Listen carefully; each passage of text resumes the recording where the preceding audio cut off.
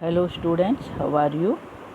Today's chapter name is नीलू, जो महादेवी वर्मा जी के द्वारा लिखा गया है।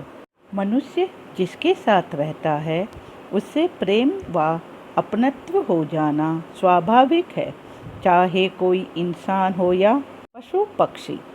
यदि हम पशु पक्षियों से प्रेम करें तो वे भी सहृदयता तथा समझदारी का परिचय देते हैं। लेखिका महादेवी वर्मा ने इस पाठ में नीलू की माँ लूसी से जुड़े अपने अनुभवों को तथा नीलू की सहृदयता, समझदारी तथा विवेकशीलता को अत्यंत सरल, सरस तथा सजीव रूप में चित्रित किया है। जीव मात्र के प्रति दया की भावना का विकास करना ही इस पाठ का मूल उद्देश्य है।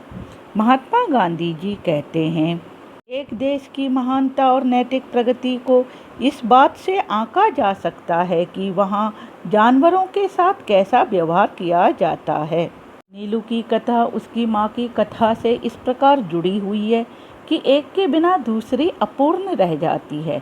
उसकी अल्सेशियन माँ लूसी के नाम से पुकारी जाती थी। हिरनी के समान वेगवती, सांचे में ढली हुई देह, जिस पर काला आभास देने वाले भूरे पीले रोम, बुद्धिमानी का पता देने वाली काली पर छोटी आंखें, सजग खड़े कान और सघन रोएदार तथा पिछले पैरों के टखनों को छूने वाली पूंछ, सब कुछ उसे राजसी विशेषता देते थे। थी भी तो वह सामान्य कुत्तों से भिन्न। उत्तरायण में जो पगडंडी दो पहाड़ियों के बीच से मोटर मार्ग तक जाती थी, उसके अंत में मोटर स्टॉप पर एक ही दुकान थी जिससे आवश्यक खाद्य सामग्री प्राप्त हो सकती थी। शीतकाल में यह रास्ता बर्फ से ढक जाता था, तब दुकान तक पहुंचने में असमर्थ उत्तरायण के निवासी लूसी के गले में रुपए और सामग्री की सूची के साथ एक बड़ा थैला या चादर बांधकर उसे सामान लाने के लिए भेज देते थे। बर्फ में मार्ग बना लेने की सहज चेतना के कारण वह सारी रुकावटों को पार कर दुकान तक पहुंच जाती थी। दुकानदार उसके गले से कपड़ा खोलकर रुपये, सूची आदि लेने के उपरांत सामान की गठरी उसके गले या पीठ से बांध देता और लूसी सारे बोझ के साथ बर्फीला मार्ग पार करती हुई सकुशल लौट आती थी। किसी किसी दिन तो उसे कई बार आना जाना पड़ता था, पर लूसी को सामान मंगवाने वालों के भुलक्कड़पन से कभी कोई शिकायत नहीं रही। गले में कपड़ा बांधते ही वह की तरह दुकान की दिशा में चल देती थी। एक दिन अधिक ऊंचाई पर बसे किसी पर्वतीय गांव से बर्फ में भटकता हुआ एक भूटिया कुत्ता दुकान पर आ गया। लूसी से उसकी मैत्री हो गई। उन्हीं सर्दियों में लूसी ने 2 बच्चों को जन्म दिया, किंतु उनमें से एक तो शीत के कारण मर गया, दूसरा उस ठिठुरने वाले परिवेश से जूझने लगा। 4-5 दिन के बच्चे को छोड़कर लूसी फिर दुकान तक आने जाने लगी थी। एक संध्या के झुटपुटे में लूसी ऐसी गई कि फिर लौट ही ना सकी। शीतकाल में घ्राण शक्ति अर्थात सूंघने की शक्ति कुंठित हो जाने के कारण कुत्ते लकड़भग्गे के आने की गंध पाने में असमर्थ रहते हैं और उसके अनायास आहार बन जाते हैं। लूसी के साथ भी ऐसा ही कुछ हुआ था। लूसी के लिए सभी रोए, परंतु जिसे सबसे अधिक रोना चाहिए था वह बच्चा तो कुछ जानता ही न था।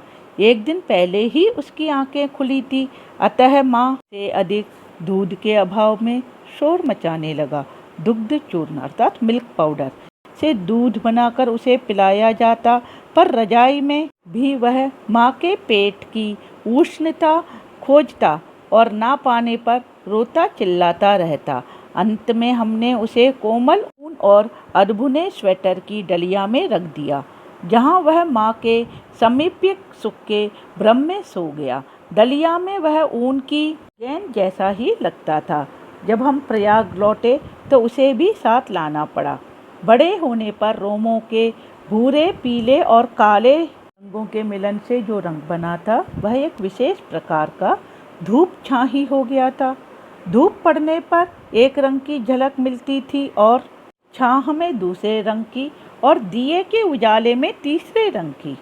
कानों की चौड़ाई और नुकीलेपन में भी कुछ नवीनता थी।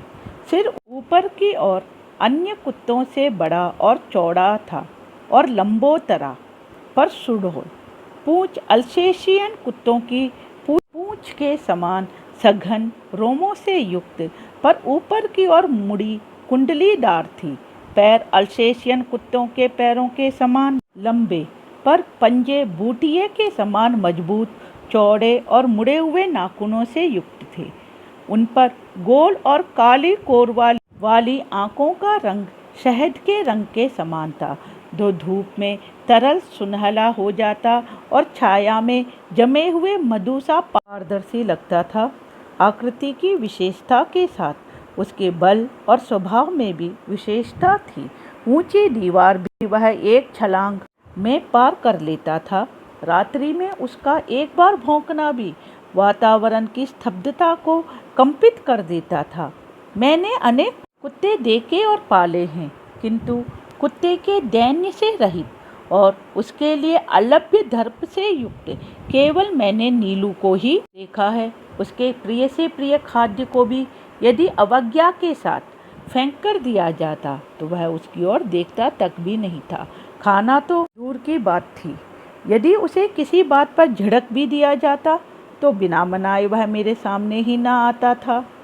विगत 12 वर्षों से उसका बैठने का स्थान मेरे घर का बाहरी बरामदा ही था, जिसकी ऊपरी सीढ़ी पर बैठकर वह प्रत्येक आने जाने वाले का निरीक्षण करता रहता था। मुझसे मिलने वालों में वह प्रायः सबको पहचानता था। किसी विशेष परिचित को आया हुआ देखकर वह धीरे धीरे भीतर आकर मेरे कमरे के दरवाजे पर खड़ा हो जाता था। उसका इस प्रकार आना ही मेरे लिए किसी मित्र की उपस्थिति की सूचना थी। मुझसे आ रही हूँ यह सुनने के उपरांत वह पुनः बाहर अपने निश्चित स्थान पर जा बैठता था। कुत्ते भाषा नहीं जानते, केवल ध्वनि पहचानते हैं। नीलू का ध्वनि ज्ञान इतना विस्तृत और गहरा था कि उसे कुछ कहना भाषा जानने वाले मनुष्य से बात करने के समान हो जाता था। बाहर या रास्ते में घूमते हुए यदि कोई उससे कह देता, गुरुजी तुम्हें ढूंढ रही थी नीलू, तो वह विद्युत गति से 4 दीवारी कूदकर मेरे कमरे के सामने आकर खड़ा हो जाता था। फिर कोई काम नहीं है, जाओ कहने से पहले तक वह मूर्तिवत एक स्थिति में ही खड़ा रहता था। कभी कभी मैं किसी कार्य में व्यस्त होने के कारण उसकी उपस्थिति जान ही नहीं पाती और उसे बहुत समय तक बिना हिले डुले खड़ा रहना पड़ता था।